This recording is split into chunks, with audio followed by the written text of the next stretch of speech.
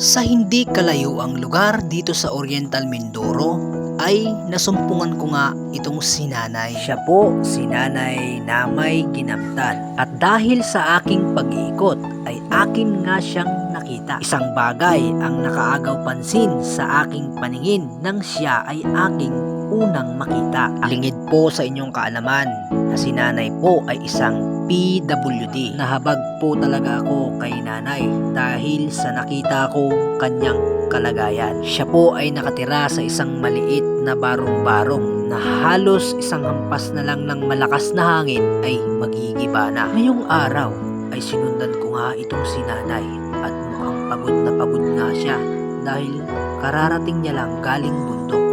Ang nakikita niyong mga dala niya ay mga balinghoy at ang kanyang hanap buhay na pagtitingting.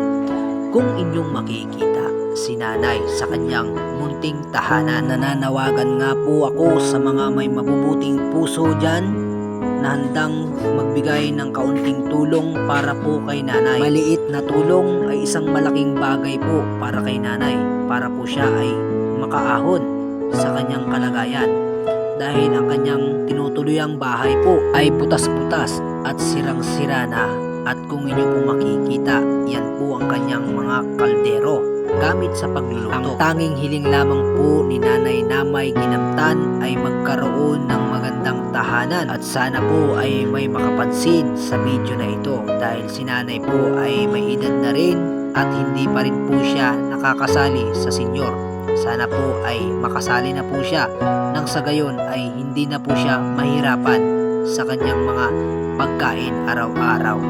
Lubos po kaming umaasa sa mga tulong suporta para kay Nanay. Muli hanggang dito na lang.